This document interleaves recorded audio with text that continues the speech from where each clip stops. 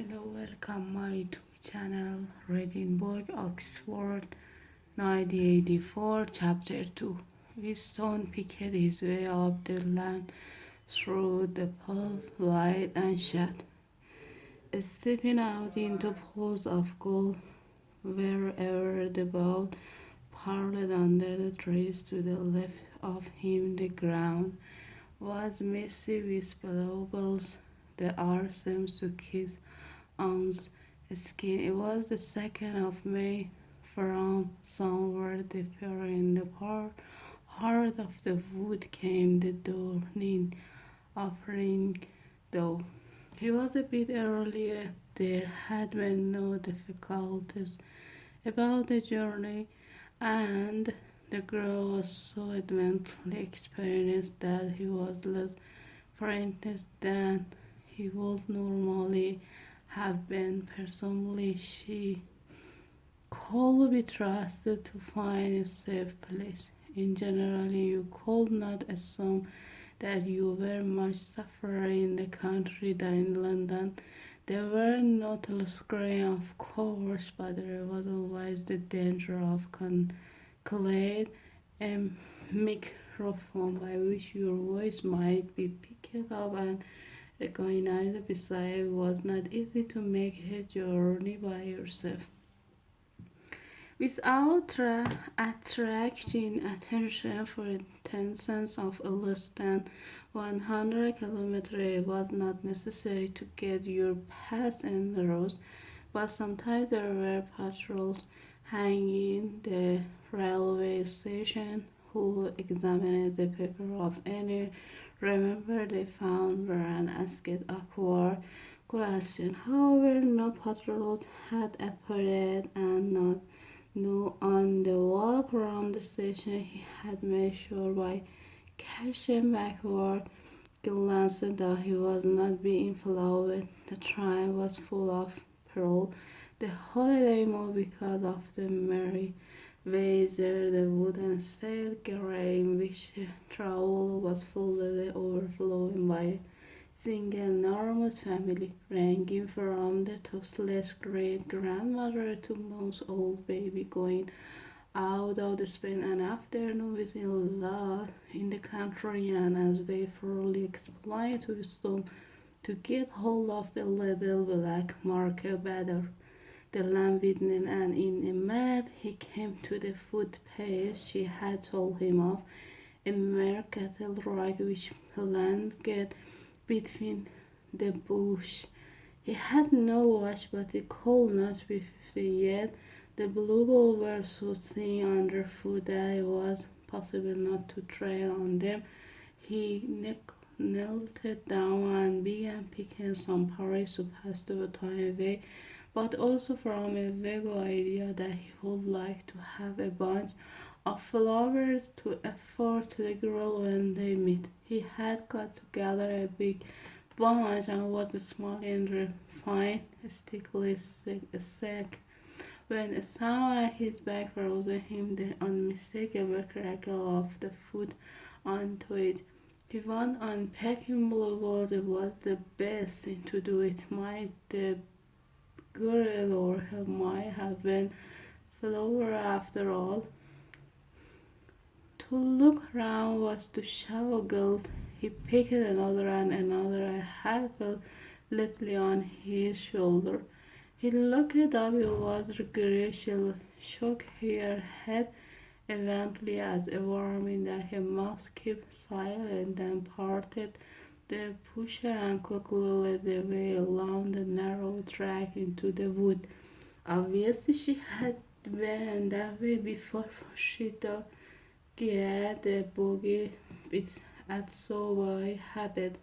Wisdom followed, still grasping his bunch of flowers. For his pulling was relieved, but as he watched the strange slender body moving in front of him with the scarlet sash that was just high enough to roll out of the curl of her hips, the sense of his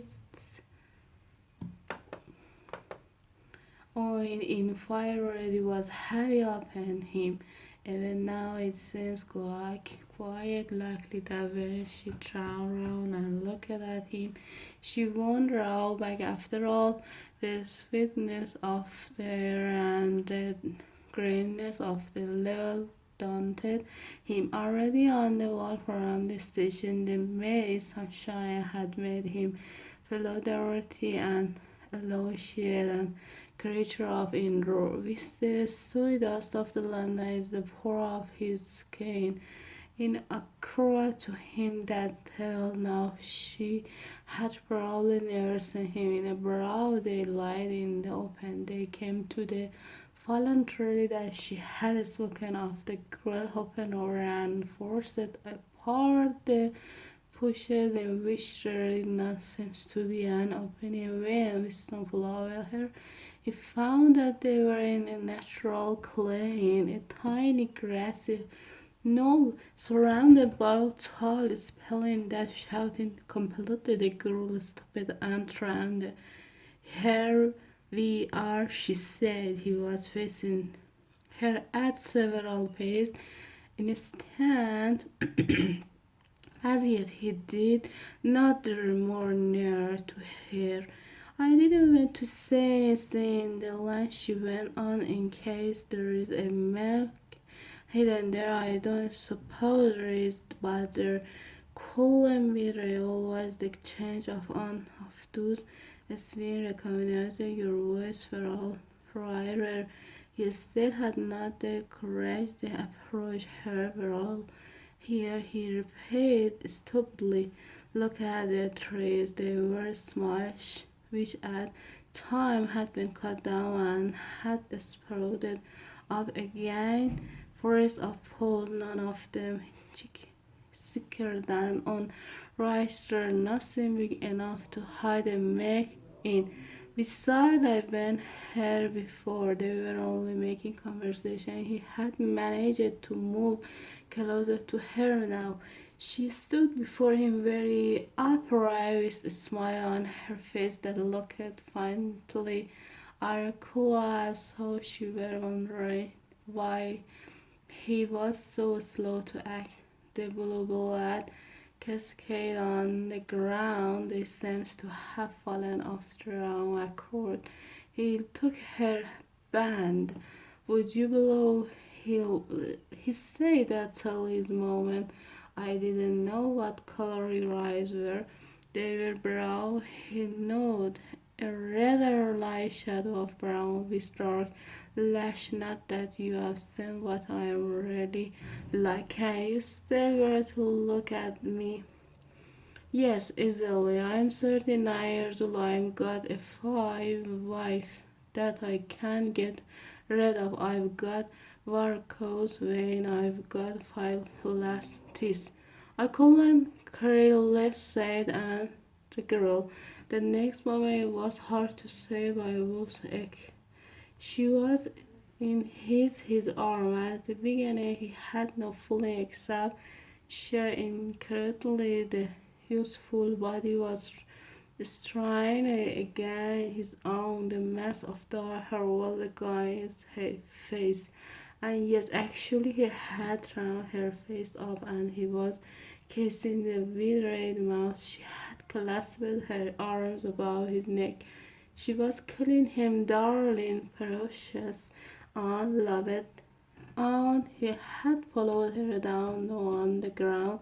She was altering and resting. He could do what he liked with her, but the truth was that he had no physical sensation except that of mere contact. All he felt was indirectly and pride. He was glad that his was happening, but he had no physical desire. It was too soon. Her youth and pertinence had foreign him.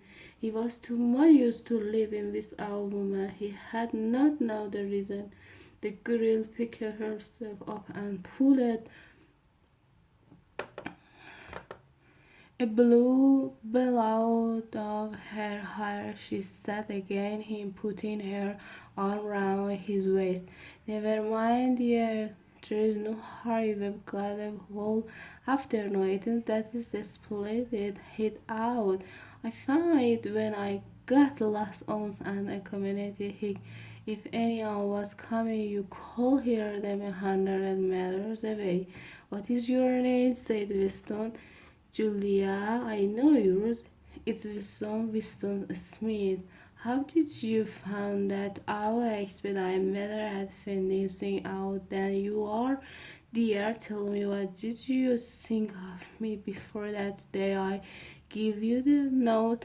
He did not feel any temptation to tell lies to her. He was even sort of offering to start off by telling his words. I hated the sight of you. He said, I want to rape you and then murder you afterward. 2 weeks ago, I thought seriously of smashing your head in with a couple of stones if you really want to know. I imagine that you had something to do with the town police. The girl laughed delightedly, evidently taking his as a tribute to the excellence of her disguises. Not the soul police, you do not honestly think that. Well, perhaps not exactly that, but from your general, merely because you are young and fresh, and you understand. I saw that probably. You thought I was a good party member, but you would end it when I processes sullen game community held the stuff, and you thought that if I had a quarter of a change I'd dance as it's so criminal and get you like cleared off. Yes, something of that kind. Of great many young girls are like that, you know. That's enough. Goodbye.